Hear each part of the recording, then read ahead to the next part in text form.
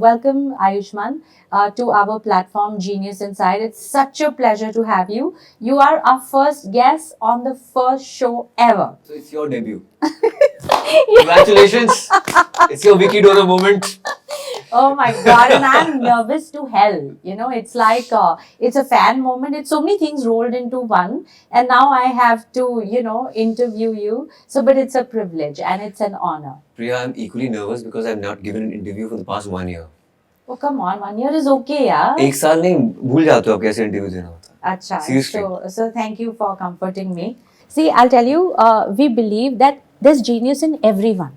There are opportunities everywhere. So it's not that just because you were ready, the opportunities came forward. They were already there. And the thing is, am I ready for it? And I feel that it's us only holding ourselves back. And that success principles and formulas are very simple. You get the simple things right and you will make it. And those simple things need to be reinforced. They need to be repeated. You hear something nice, but then we forget. So your presence on the show, your journey as an example is that reinforcement, and it will be repeated that look, if he can make it, if Ayushmann Khurrana can reach the place that he has today, everyone can make it. This is a reinforcement for me as well because I forget that I've come so far at times. So thank you so much for boosting my confidence. So, Ayushmann, like now, there are so many courses that have come up.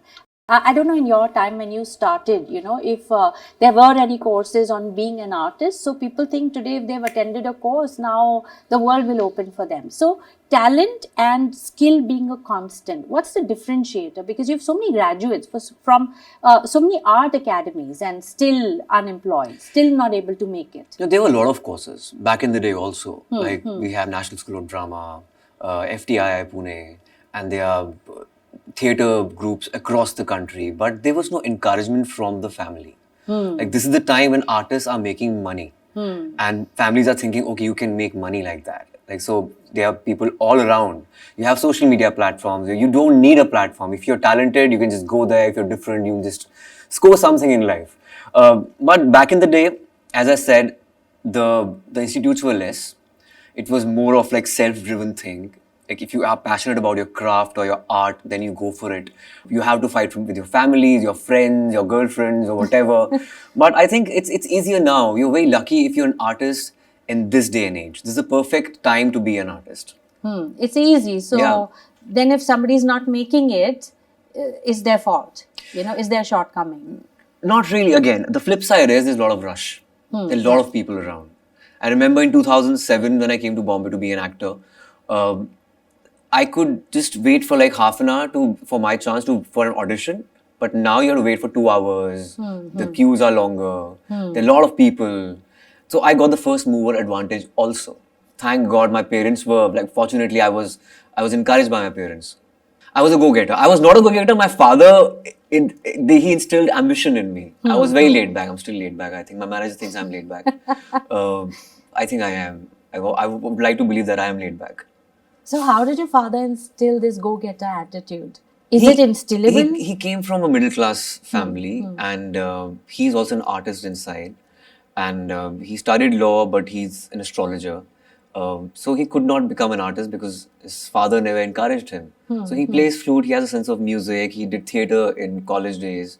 So when he saw a certain talent in me when I was young, so he encouraged me to perform everywhere. Birthday parties, annual functions of school, theatre groups, everything. But it was your liking also, Of course it was. I was just lacking confidence. I was like a ball of nerves that time. I still am, I think, at times. It's good to have that nervous energy, I guess. But yeah, he instilled that confidence in me and he instilled the ambition in me.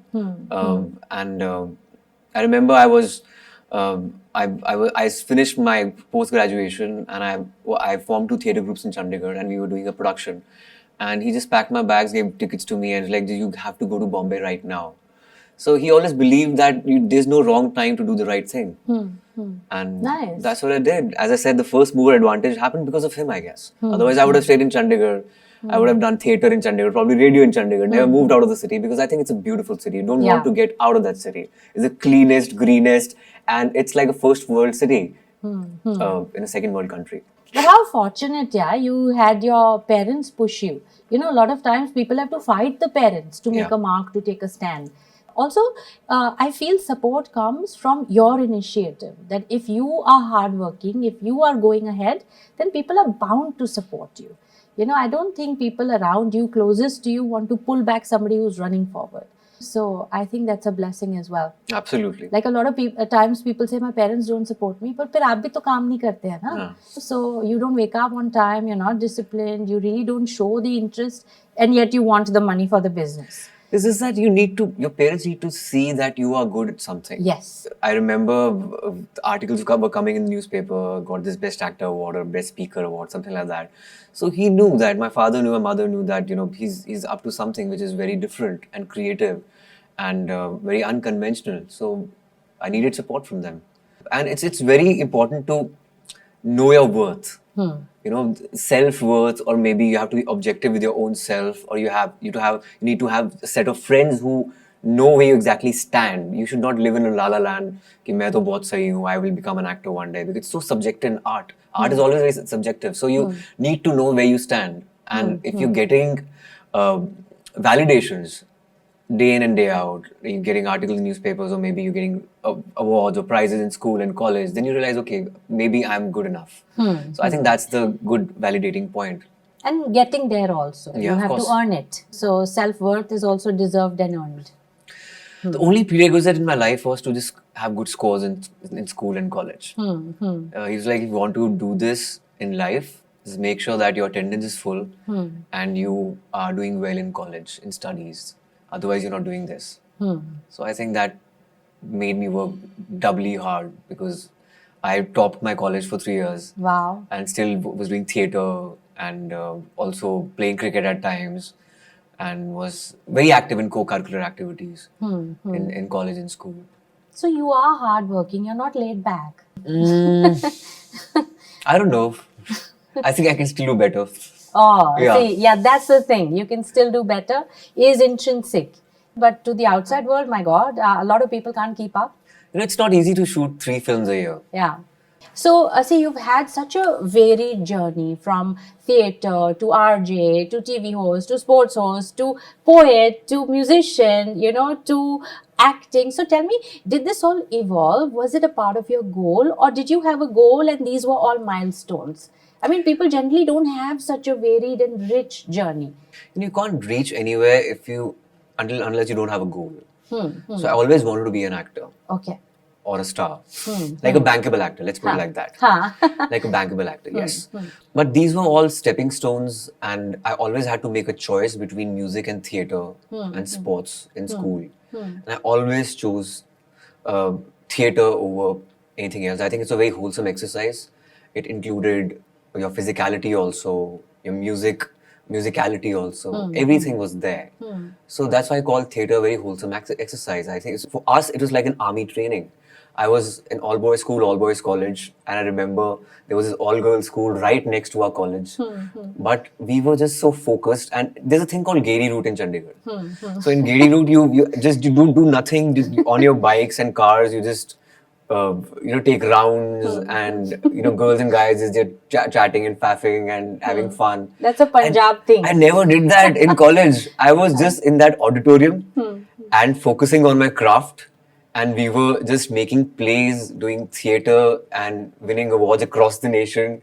A bunch of 10 boys, absolutely driven. So I got discipline from theatre.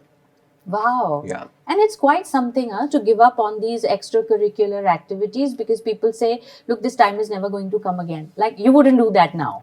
What is gone is gone. It's not an experience that you're going to live this lifetime again. So do you feel, because people talk about this balance, they talk about, you should live fully, but you made decisions, I won't say compromises, you made choices and decisions. So do you look back and say, I could have chilled a little bit more? I guess passion is one thing and obsession is something else. I think I was obsessed with acting or theater or going to Bombay and achieving something. I think you can't achieve anything without obsession. Yeah. It has to be a hint of obsession. I think they're interconnected, passion and obsession. Yeah. You lose yourself in that time. People feel that I'll do this later, but there is no later. Once you're set, then there are expectations start mounting up. Once you're out of college and I wanted to regret in life that, I wish I would have done this or could have achieved this. So that regret shouldn't have happened. You don't aspire to be a boyfriend or a husband or a father. I think that's the natural progression of life. You will do that. You'll become a father or a boyfriend or a husband. But I think if you want to achieve not something, in that order though. yeah, not in that order. It's just but I think you need to work really hard to if you want to reach somewhere, and you need to give up a lot of things. Yeah. But at the same time, I know people want to achieve a certain balance. It's great if you have that balance. I am not a multitasker, so it's not very easy for me to have that balance. I think I can still do better in my personal front, but I think that's something you need to, I don't know, sacrifice, if that's the word. But overall, I think I'm able to achieve that balance now. But during my 20s, I think I was just too driven. Yeah, I think that's how you can achieve it now. You're driven in your 20s. So you look at people, they're still imbalanced now. Yeah. And there's no way they can get it right. Yeah. Because that time has gone. So, like when people say, I want to be an actor, I want to be a star, they just wait for that opportunity. But you utilized your time, taking up opportunities and shining at them. So, I mean, is that a path that you had consciously followed? Or you said, no, I don't want to be an RJ, I don't want to do this. I'm just waiting for the right moment. I'm not a star kid, so nobody was waiting to launch me actually. So I had to follow this path of theatre, radio, TV, and then films. But I always knew I wanted to do films. I guess you should not wait for the opportunity, you should create your own opportunities. Like if I was good in radio, that's why they took me in TV, and then from TV to films, that was again a progression in my journey. I remember when I came to Bombay, Mr. Tarun Katyali supported me a lot. I was staying in the guest house of Big FM, and I was also giving auditions, different serials and everything. And I remember I had this conversation with him that I don't want to do television, I want to do films. And he was like, "तुझे लेगा कौन film में? तू ये तो कर पहले, बाद में वहाँ जाना तो कर तो."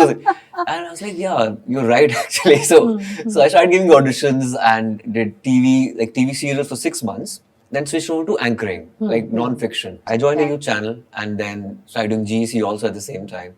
And there was a time when I remember I just hired a driver so that I could sleep in the car because there was no time to sleep. Like for 3 hours, like 1.5 hours, like from Malar to Parel, it was 1.5 hours. Coming and going, I should sleep like for 3 hours a day. And throughout, in other like 21 hours, I should just work. Oh my God. Yeah. Wow. Talk about work-life balance and you need 8 hours of sleep and so on. But I think that's needed, no? It's needed when it's needed. It is. Of course, when you are in like early 20s, you could afford to do that. Yeah. Now I need my 7 hours of sleep. And you turned out fine, with 3 hours of sleep. Look where you are. It doesn't show. I remember when I used to do radio show in Delhi, I used to party the whole night and without sleep, I used to do the early morning show. I was like full of energy that time. How cool. Yeah. And see, that comes from that passion, obsession bracket. It gives you energy. People ask, where does it come from? What do you eat? They'll start asking, what do you eat? And you say, khaya nahi hai subah se. Yeah, but I think it comes from that space of passion, obsession. Absolutely. I guess you need to be high on life also. I don't drink, I don't smoke. So, you just need to be just happy with yourself and comfortable in your own skin. And I think it comes from obsession and also that passion. If your profession is your passion, I think you are so fortunate. I remember talking about Tarun. We were having this session in Maika Ahmedabad, and I was one of the students there. We had this radio, course in Maika Ahmedabad. They'd chosen 60 odd RJs from across the nation, and I was working really hard. Sleeping on time, working out, going to the library and writing my own links for the next day and acing it every single time early in the morning. And Tarun interviewed me and he was like, I'll be sending you to Delhi to be an RJ. I was like, no, sir, I want to go to Bombay because I want to be an actor. And he's like, I'll make you an actor. I'll make sure you become an actor one day. I was like, okay. So I just trusted him. And it happened eventually. I think I'm fortunate to meet people who really supported me, who mentored me. And if you don't have a mentor in life, I think it becomes very difficult. You need to have mentors at every stage. Like it was Tarun doing radio, then Siddharth Basu, television, and also Raghu Rajiv, Nikhil Chinappa, Gaurav Kapoor. In films, Shujit Sarkar and Aditya Chopra. So I keep finding my mentors every single time. And you know what? They're also looking for people like you. You know, they're also looking for go-getters who will take what they say and run with it. You know, so you have to match up. You know, they say when the student is ready, the teacher appears. So I think it was your readiness also. You know, and they take so much pride in you. You know, it's like how you talk about them. I'm sure they talk about you. I know Tarun does. Yeah, so that's amazing. It's difficult to be a teacher. I'm a terrible teacher. I just can't. You have no idea how many people I can only be a student. I'm so selfish. No, but people learn from your example, and that's what we're trying to do, decode your success so people can learn. And I think the best form of teaching is when you didn't make the effort, but people heard you and they learned from you. So they just don't want the success that you have, but they want the journey that you have I think made. journey is the most important Yeah, thing. yeah, Without journey, it's nothing. I cherish the journey. I think it's still going on. When you Yeah. feel that you've reached somewhere, you've achieved something, or you've reached a destination, I think you're not. You feel that you've stopped growing. Then I Yeah. think it's ever evolving. Everything. yeah. So tell me, by your standards, have you ever thought that you have failed? And how did you handle it? Because when you fail at something by your standards, not when people say ye kharab tha, you know, you feel lack of confidence. There's a lot of rejection, and there are gatekeepers of the industry telling you so. And it's, you know, your own people standing up trying to protect you and say quit. So how have you handled setbacks, and what has been your ritual or your thing that helps you come out of it? After my first film, I saw 3 flops, back to back, unsuccessful films, and that was the time when I think it was my learning curve of my life. I was very underconfident. I think confidence only comes from success. It just gives you that confidence. People take you more seriously, and you drive a lot of things. Like a lot of money is riding on you when it comes to films. So you kind of become a decision maker. You are part of everything, like from scripting to marketing, everything, PR, and you have a say in everything. Like if you are not successful, nobody asks you. Like they just take their own decisions, and you're just concentrating on your craft, and that's your realm. But yeah, those 3 films, they taught me a lot, and it gave me a certain clarity that what should not be done in life. And I started following my heart instead of just taking advice from everybody. I just started going with my intuition, with my gut feeling. And I think it really worked for me. And how do you get that? I mean, how do you know this is right? How do you bet on it? And especially when it involves other people. You know, because as an artist, of course, your success is an individual success. But in a larger realm, there are so many other people also connected with it. So how does that work? The intuition, the gut. I think that's something you're born with it. You cannot learn. Intuition is something which is inborn. You have to consume the material as a receiver, not somebody who's a part of it. I'll always consume the script as an audience member because I think I am one of them. So if you are looking at the material just as an actor or a star that you're going to perform and how are you going to look on the big screen, I think that's a very myopic viewpoint. So I started taking scripts which I thought that I'm enjoying while reading it, or I'll probably pay money to watch it on the big screen. So I think I just changed my strategy in a way that just suited my own personality, and I started taking up scripts which are very unique in nature, irrespective of length of my role or my character. I started consuming script as a whole, not just as my performance or my character. So when you start looking around beyond yourself, I guess then magic happens. Right. And how did you build your confidence back then? That I can still make it and you can bet on me now. I think it came with time. It was just immediately after my last unsuccessful film, Hawai Zada, Dam Laga Ke Aisha. It released like 27 days after Hawai Zada. And I think it was a strategy by YRF, and Aditya Chopra could see that. And he's like, it's important that you have a good film coming right after the bad film so that people forget. And suddenly they start talking about the new film. So he knows it. He's been there since so many years, and he's my current mentor. And also because the reason he supported me when I was not doing well. And not being a star kid. And I'm coming from Chandigarh, and he makes me his student, like the number one filmmaker of the country, and you feel very overwhelmed.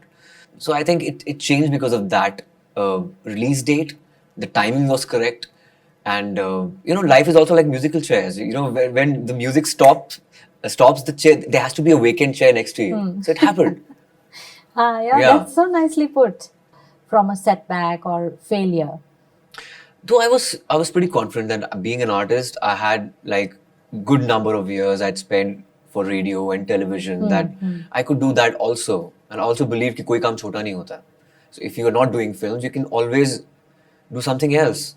Like I formed my band immediately. My film flopped, Hawai Zada. I remember 2 days after that, I started calling people and the musicians. We started jamming. And 14th of February 2015 was my first gig in Goa. And I was like, I'll do this. If my films are not working, I'll probably sing at weddings or college events because I have a gift which is there of music. So I should utilize that. So I started doing that. And for 1 year, I did not shoot any film. I was just waiting for the right script. I remember 2015, I had no release. So I was just waiting for the right film. For 1 year, I just only gigged, performed with my band. And that was fun. That was a lot of fun. I was just reading scripts, watching films, reading books. But you never let go of the vision. Not at all. I was like, I've gained this after 3 flops. So I was retaining the legacy of Dam Laga Ke Aisha. You're as good as your last film. Yeah. So I was like, I'm not going to do a bad film. Not a bad script, at least. I don't know what kind of film it will be made eventually. Yeah. But at the script level, it should not be bad. And you know what? In all your films, I have seen this, that there's 100% immersion. You remember the Mahabharat that used to come, and there was Nitish Bharadwaj who played Krishna. Yeah. So he went on record one time saying that when I go, people touch my feet. They treat me as God. Some of them don't even know my name.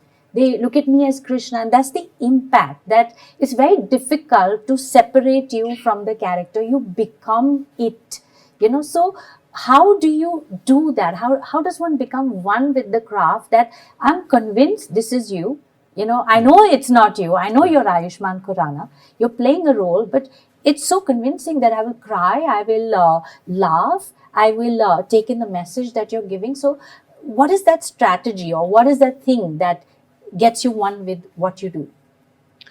To begin with, I think you should be one with the milieu and the culture. I think I was very fortunate that I traveled the length and breadth of the country with my theatre group during my college days, coming out of Chandigarh, going to different cities, doing street theatre. So I was good with languages, Indian languages. I could pick up accents like that. So I've been to like almost every state by the time I was 22. So the experience was very rich. Acting is all about gaining experience and observation. Like if you are living a very protected life, you cannot be a good actor or an artist. You need to experience life. You need to observe things. And I was very fortunate that I experienced so much by the time I was just 22. So I'm still experiencing. Like what I do is for example, now I'm going to Bhopal for my next film. I'll be making friends with the driver, with the local production guy. Probably I'll get food from their place and talk to them about their life and play cricket with them and have local food, talk to people who own restaurants over there. So I feel that I'm one with that place. So it's not that difficult. It's not even agenda driven. I enjoy doing that. So being part of radio also, I used to interact with the lowest common denominator from the guys who used to drive taxis, or most of the regular radio listeners are from lower middle class. So I knew my audience. So suddenly started believing that I'm one of them. I know them, and I also receive my script like that.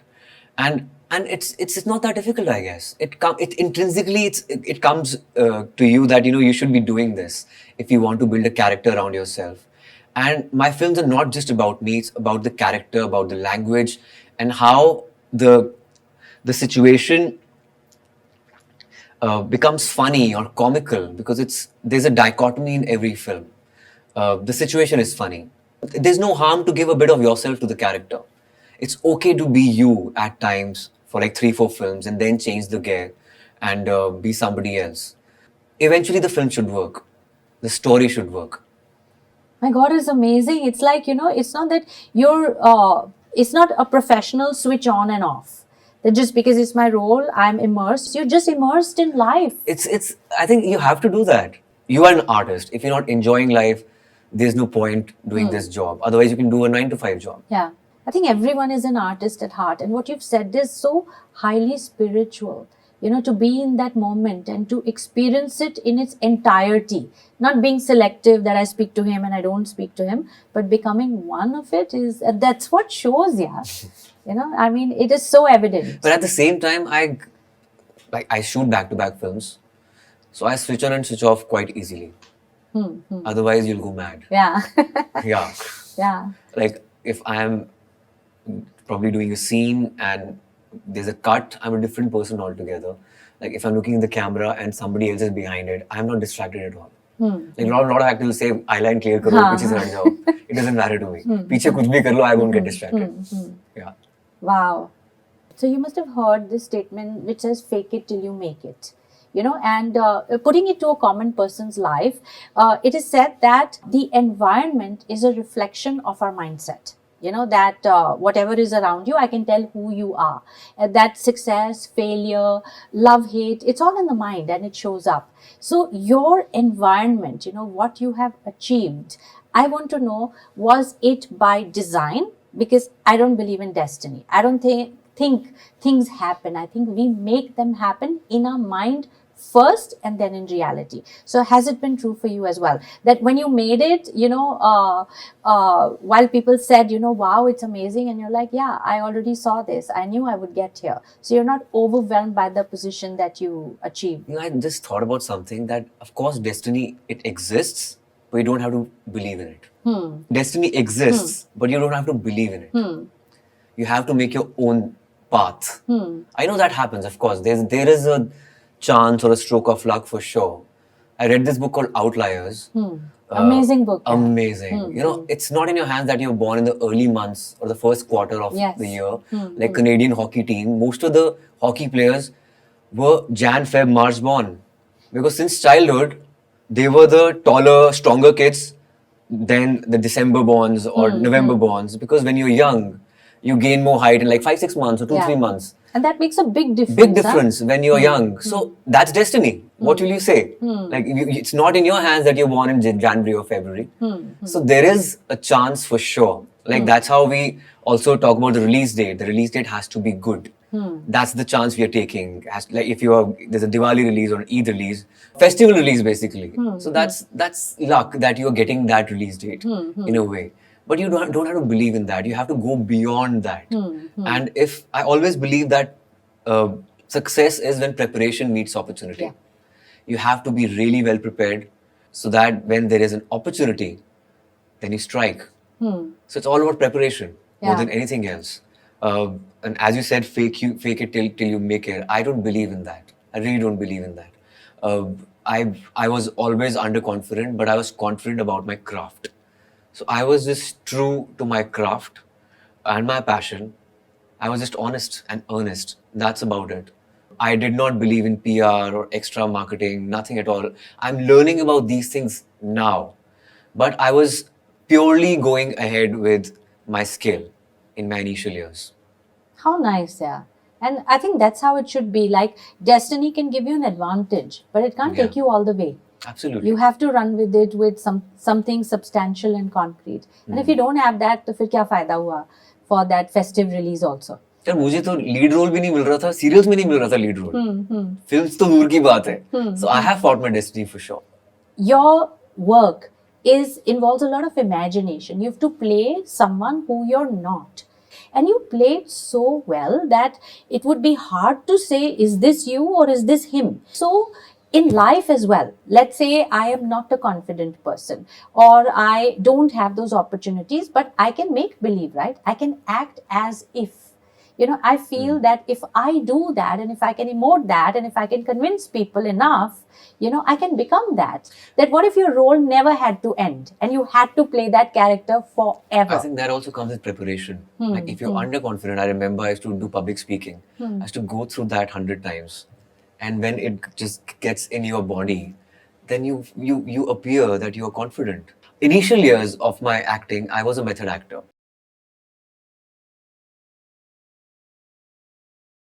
I used to go through the script 100 times and go through my lines 100 times. I used to learn and like speak it 100 times. Yes. But now since I have the experience of public speaking or live radio and television, I can just go like that. I'll probably look at the paper and understand the situation, look at my co-actor and react to the situation, and it becomes like an improv. But that doesn't come overnight. There has to be a certain kind of preparation or number of years you spent doing that again and again, day in and day out. So I think even if you have to appear confident in initial years, you have to come with a lot of preparation. Only then you can appear confident. Yeah. That's and I think faking then you it. become confident. Yeah, you eventually don't have become to, confident. You don't Yeah, have to exactly. appear it. Yeah. Yeah, so it's technically, if you add up all the 100 that you said, and that's why I asked, it comes to 10,000, right? Yeah. So while you look at a script and say, okay, got it, and people can't copy this. Yeah. This is not what they need to duplicate. They need to go back and duplicate those 100 times per line. Like a lot of people say that make it look so easy. It's just so easy. And I think you need to understand I put a lot of years. Yeah. Since childhood I've been doing theatre and I was very nervous. I was like a ball of nerves in front of the audience. And I think it takes a lot of time to reach there. Hard to imagine now, but good to hear that you had that journey. Yeah. As an artist, your success is individual. People will appreciate your performance, but ultimately the success depends on a lot of other factors. The project itself, the people itself, and I feel that all work is people only. End of the day, there's a human being behind that who does the job. And people bring the greatest angst or joy. So how do you select your people? When you select a project, is it purely script run or is it also people run? That's a great question. किसी ने नहीं पूछा आज तक. It's a great question. Thank you. The prerequisite is the script. A lot of people, they go for the projects, they go for the big names, that if I'm working with a certain director or a producer, I'm in safe hands. Nothing is safe. It is so unpredictable. Biggest of the director can give the biggest of the flop, and vice versa. A rank newcomer can give a blockbuster. So it is completely script driven. That's my way of approaching things. That it has to be on paper. If it is appealing, it is novel, never been done before, unique idea, just go for it. And you just need to have trust in the newcomer, the first time director, and understand that person, where is he coming or he or she is coming from, their sensibilities, the kind of films they've watched and they're inspired from, and that's about it. And go with that trust. Most of my successful films are with first time directors, because the big directors never wanted to work with me. Now it's a different story, but initially, yes. So I just go with the material, not with the big names, the big script, the big story. Nice. And tell me, has it ever been that, you see a situation where things are going wrong? You're doing your job well, but there are other departments or other facets that are going wrong. And, if it's not handled, ultimately it's going to impact the project. So I'll tell you, there has to be a combination. First time producer, first time director, bad combination. Experienced director, experienced producer, great combination. Experienced director, first time producer, okay combination. Experienced producer, first time director is also a decent combination. So I have cracked that. Okay. Yeah. Nice. And would you take an active role in doing damage control on other people's behalf just so the project should not get hampered? Absolutely. I've been doing that since quite a long time. If there's a first time director, you need to encourage that person for sure. And you need to be assertive also at the same time, because they will never take it easy. They will take multiple takes, go for multiple takes, and they may take more number of days. So you have to take more responsibility of the project if there's a newbie attached to it. But it has to be like absolute teamwork. You cannot be taking credit for everything, because it's eventually teamwork and Yeah. nothing else. As you said, the release date is very important. It's multifactorial. The success of a project is not just you. Of course, you get a lot of budget because there's a sellable actor attached to it. But apart from that, it is teamwork. Yeah, yeah, absolutely. And tell me, how have you handled negativity, especially when it's come from the industry or the gatekeepers or the people closest to you? You know, sometimes in trying to be protective, they also discourage you.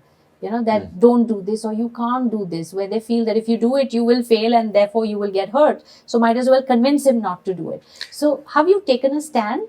You As know? I said earlier, that there was this year 2016 where there was no release. And there were a lot of people telling me that तू कर क्या रहा है अपनी जिंदगी के साथ, दम लगा के आयुषा को 1 साल हो चुका है, you're not doing any films, what's wrong with you, you're losing momentum. You'll get a lot of advices when your chips are down, but when you're doing well, I think nobody gives you any advice. So you need to choose your people right. Who are your well-wishers, who are your genuine mentors, and that's about it. And follow your heart. How do you choose your people? Like, what kind of company do you consciously keep, or is it conscious or not? You know, there are two kind of choices that you make. One is that you have your childhood friends, and you should never get rid of them. I think they should always be next to you. Your family and your childhood friends, who are actually the true well-wishers. They'll give you objectivity about life and your career, professional, personal, everything. And second is slightly agenda-driven. You're choosing your mentors, and you want to learn something from that person. Then you just become a student and just go to that person and you immerse and you just be a student there. Though it was a very natural relationship with Tarun sir or Shudit Sarkar, who gave me the first film. But again, in my head was like that I need to learn something from these people. You know, like an artist has a daily ritual. Like, for example, if you say singer, they do 4 hours of riyaz. You know, you have a writer, we write 8 hours a day. So do you also have rituals as an artist? I have not done my riyaz for the past 1.5 years now. I'm very guilty about it. And today only, I think my manager was saying you should riyaz for at least 10 minutes every day, since you have free time, like little free these days because of the prep is going on. I'm not shooting right now. So yeah, I miss that. But I have rituals. I need to have 7 hours of sleep.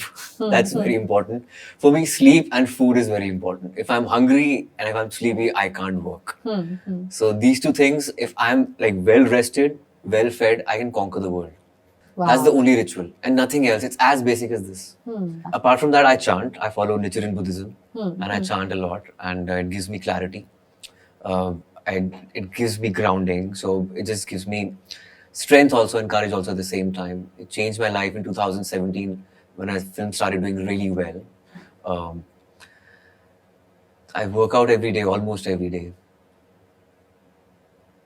Read a little bit every day. I just want to learn something new every day. How nice. Yeah. That's very, very nice. And that was my next question, actually. Do you consciously invest in self-improvement? I do. Every single day. The idea is to be consistent. Consistency is the key. You cannot be like really passionate about something for 2 months and just leave. Just do it every single day. And I'll probably read or maybe go through my script, make my notes here and there. That's simple, nothing major or drastic. Because that's what you do. Like if you're doing that every single day, I think something major, drastic will happen in the coming years. Yeah. Yeah. I mean, it is. I feel it's always the simple things that add up Yeah. to, groundbreaking stuff. And that's the journey I think everybody should understand. They think it's complex. When they listen to this interview, they must be expecting 2, 3 very complex things that how can I ever do this?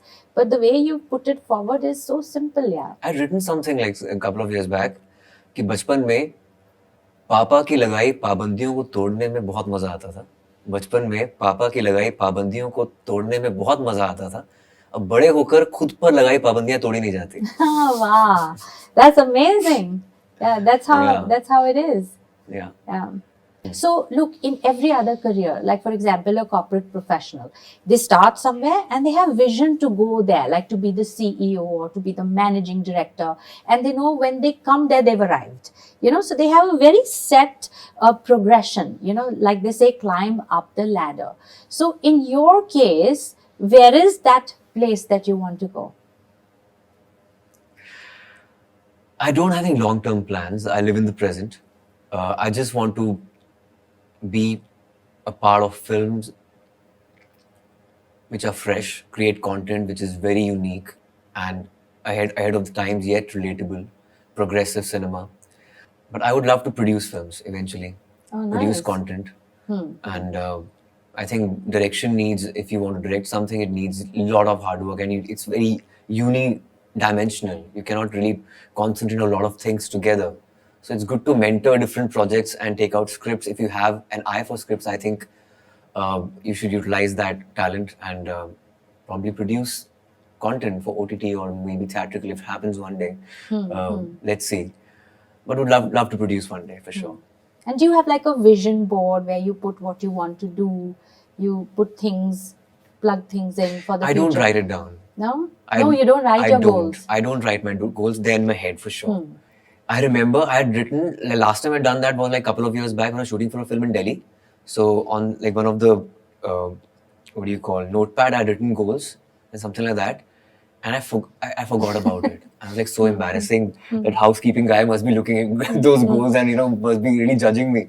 So I've stopped doing that. Because I'm very forgetful. Like, लिख कर कहीं छोड़ दूंगा मैं. So it's not done. So I've stopped talking about my future films also, new ideas also. इससे पहले कोई और लिख ले. So I get really conscious about these things. Yeah. Like, Jim Carrey used to carry that check in his pocket, the $1 million check. So you have nothing written like that this is where I want to get. Nothing so, and why I ask is, like, this classic example of people trying to lose weight. So they say, I want to lose weight.